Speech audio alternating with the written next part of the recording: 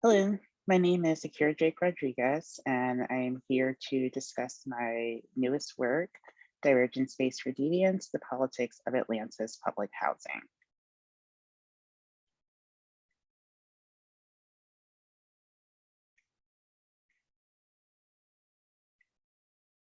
So the inspiration for this book was the demolition of public housing in the city of Atlanta.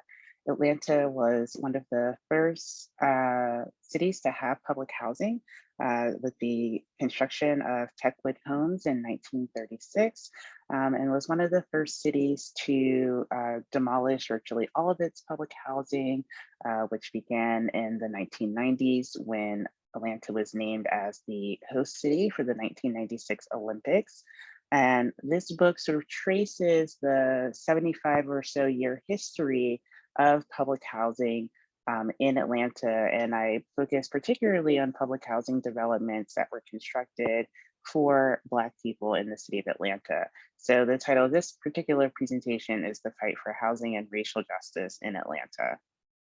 So I start off the book by discussing the important roles of planning and particularly zoning in the city of Atlanta. This is a tentative zone plan that was presented to the city by Robert Whitten, who was a consultant for many cities in the early 1920s. This is a map from 1922.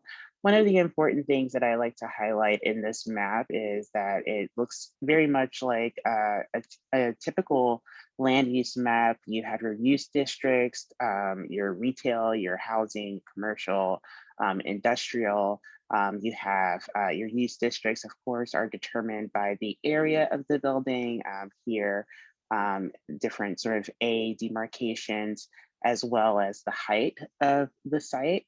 Finally, you will see that it also focuses on race. And so you have your area districts, your height districts, as well as your race districts, with R2 and R3, R2 being the colored district and R3 being undetermined. Again, the implication is that R1 or white would be kind of like the highest and best use of a building. So it's very important to sort of think about the origins of Atlanta as a city as being very much rooted in a organizational logic by race.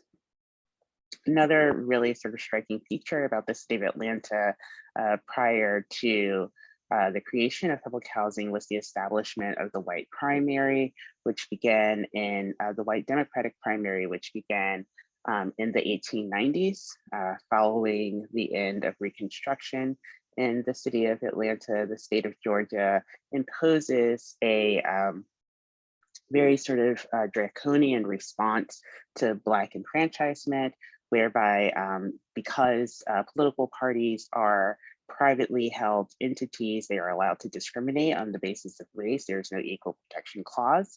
As a result, Black people are effectively disenfranchised in the city throughout the primary. The existence of the white Democratic primary as a Democratic city, as well as a Democratic state in the pre-war period.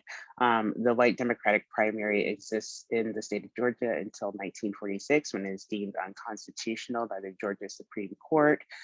Here is a white primary card as example for Mayor Hartsfield, very famous mayor in the city of Atlanta.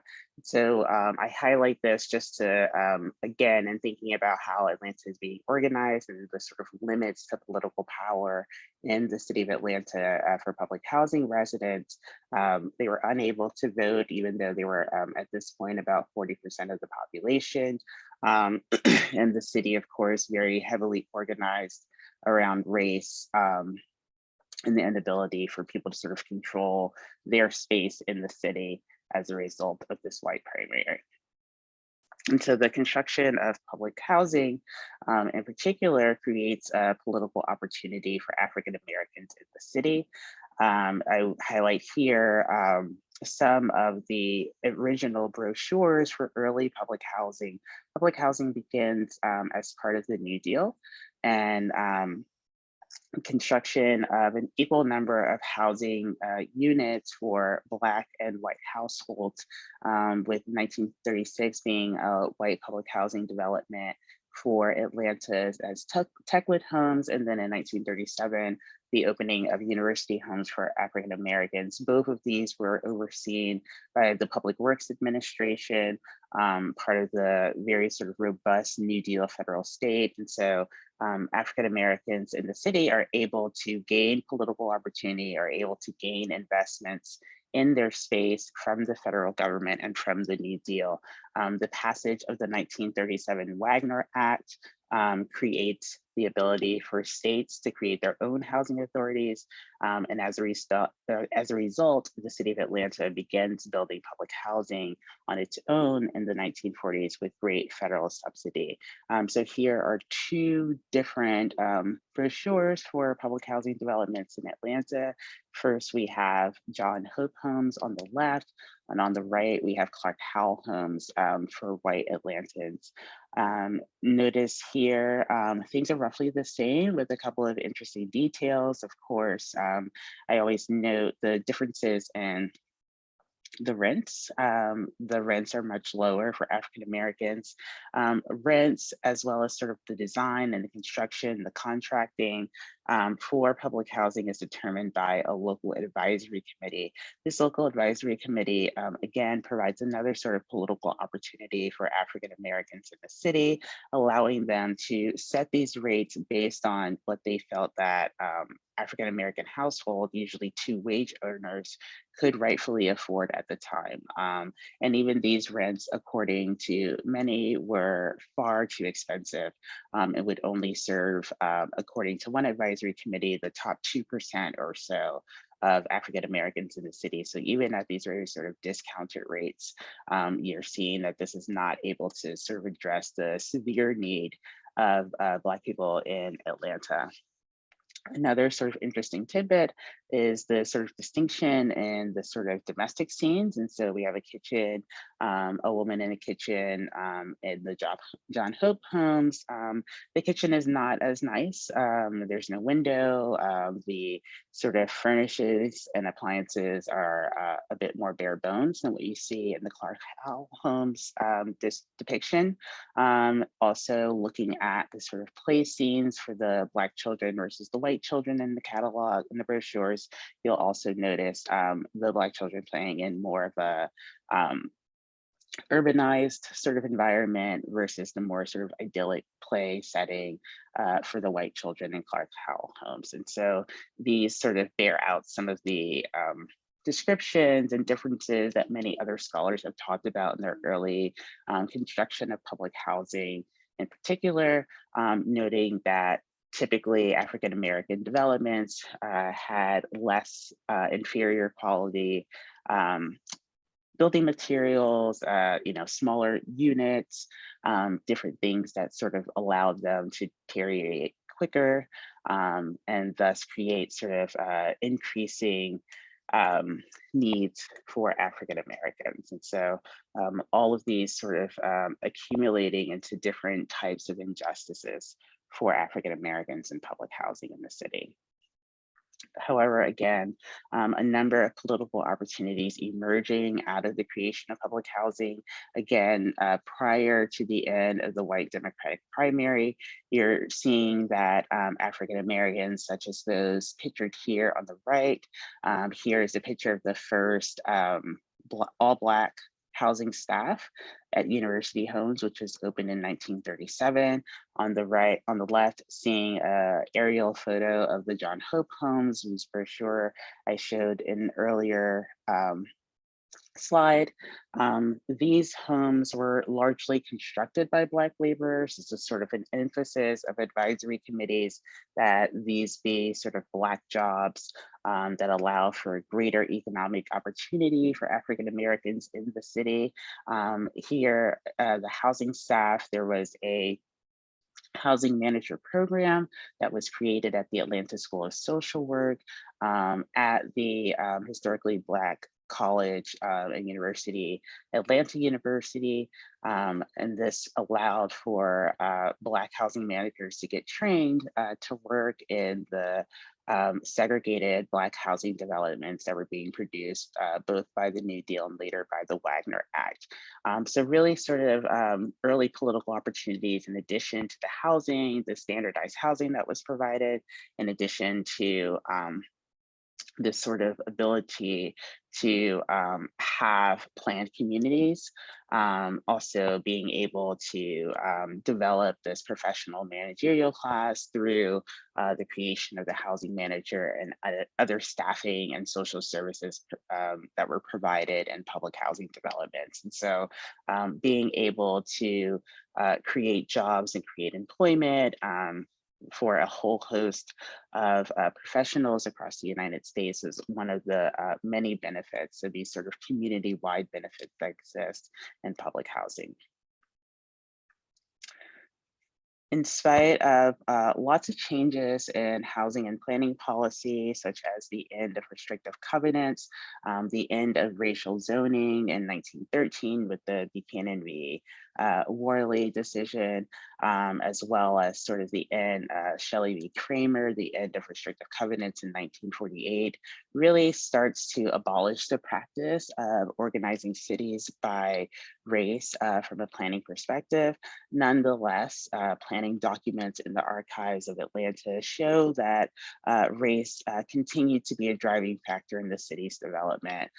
Following the end of the white primary in 1946, you still see land use maps here, one depicted from the 1940s, another one on the right from 1950s, both prominently featuring where Black people are moving, where populations are changing according to race. And so these are other things that continue to drive a lot of the planning decision making and a lot of the political and governance policies that existed in the city of Atlanta.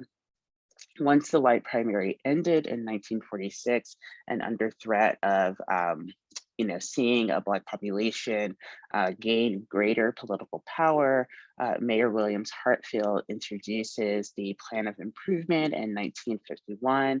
This increases the square mileage of the city by 74 square miles, adds an additional 100,000 majority white residents in the northern suburbs, and creates a large sort of area in the northwest of the city that was largely undeveloped, that soon becomes the site of a great deal of public housing in the 1960s and 1970s for predominantly African Americans.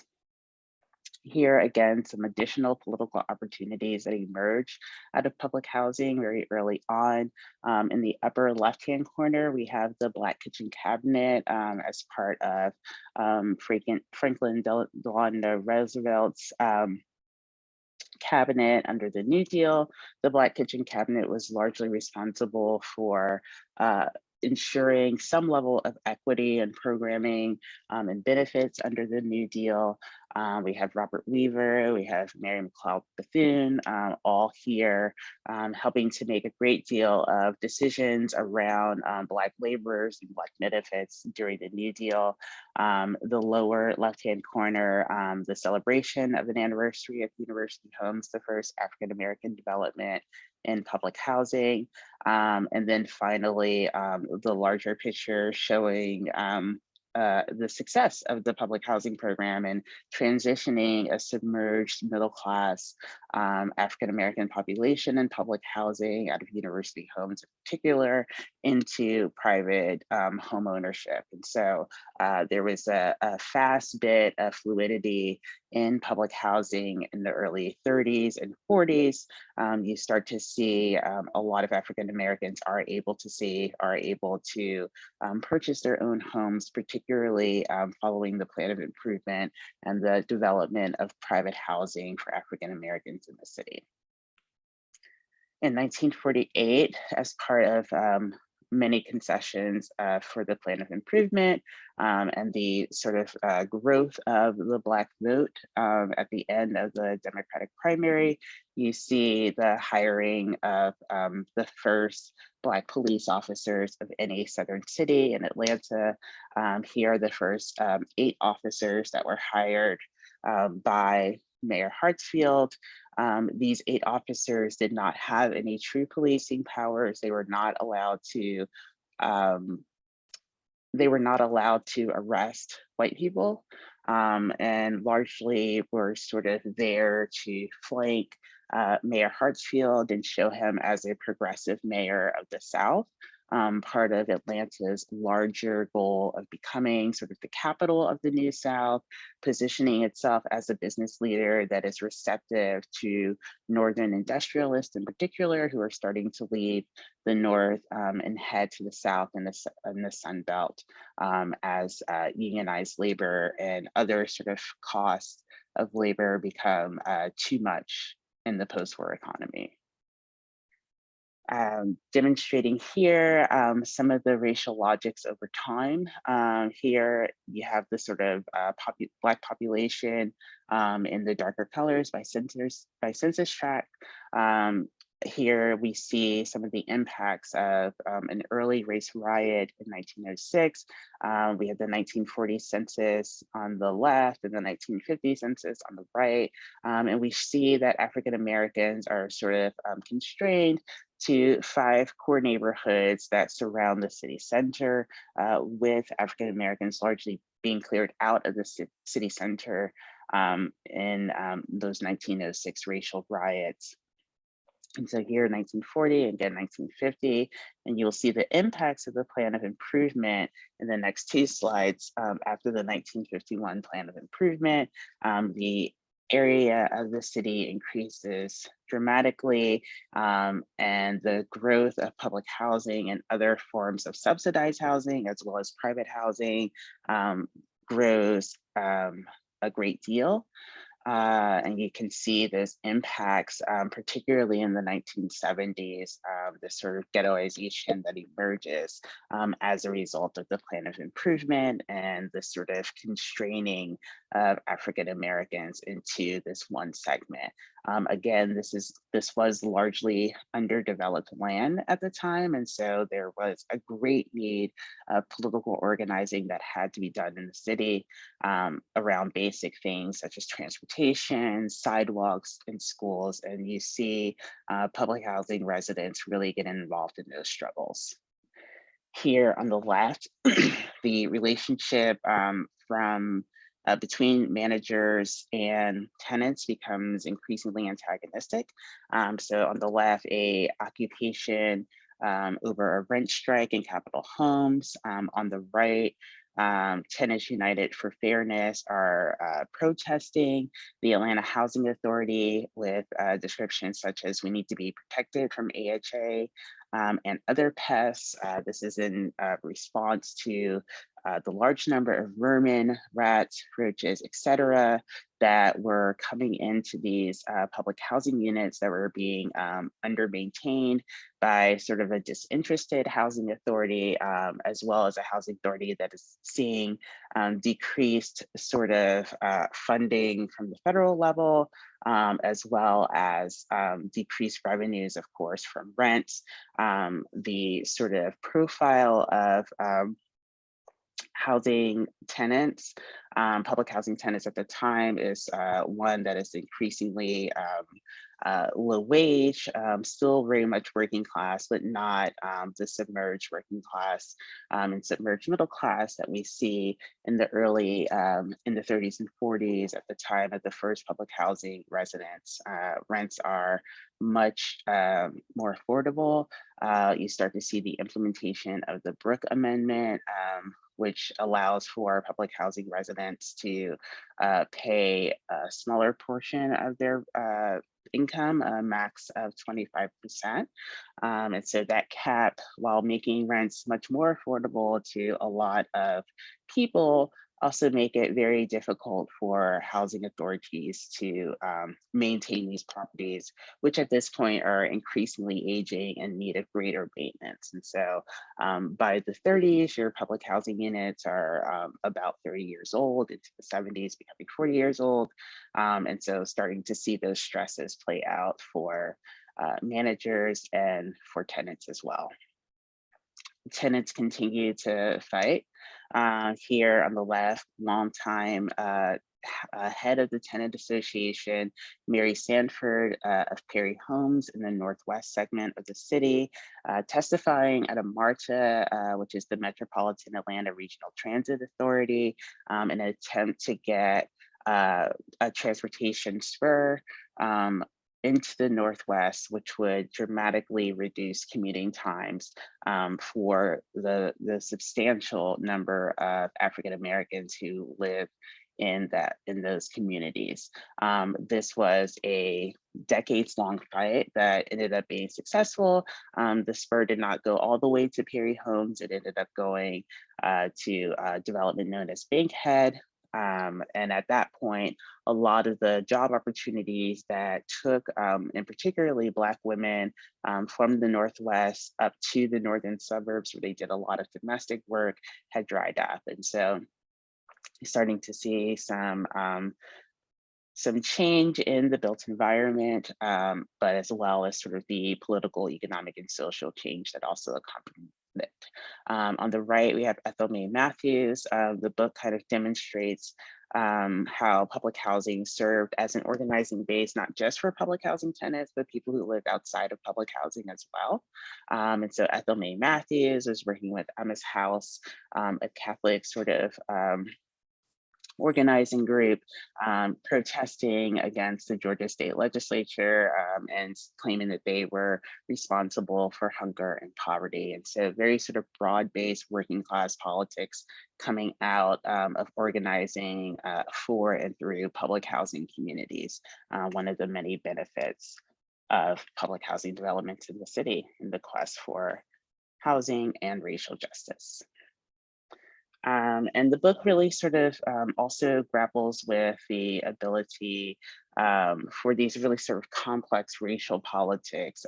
Atlanta kind of holds this mantle as the Black Mecca. It is a city that has been run by Black mayors since the 1974 election of Maynard Jackson, which was followed by the election of Andy Young in the 1980s, both who are pictured here on the right.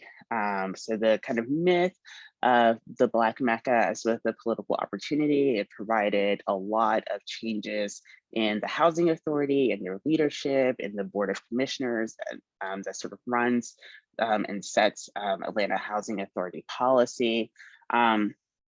However, there were some constraints as the sort of Black urban regime, as Adolph Reed calls it, becomes increasingly conservative in the 1980s and then in the 1990s.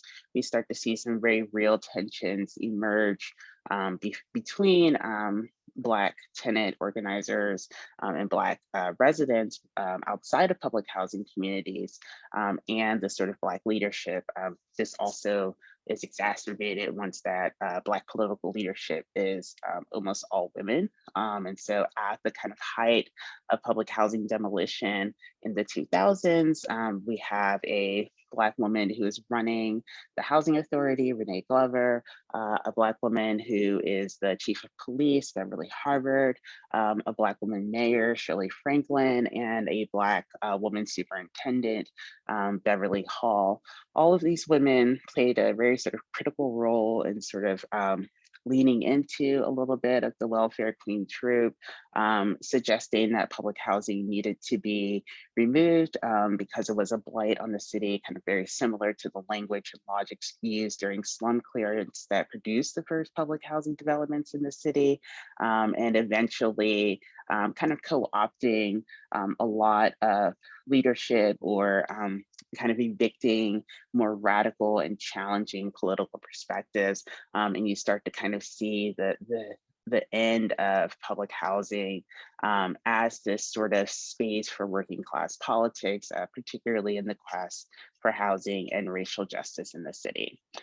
So that is my book. I'm really excited to present it to this group, and I thank you for your time, and hopefully you all will enjoy the book as well. Thank you.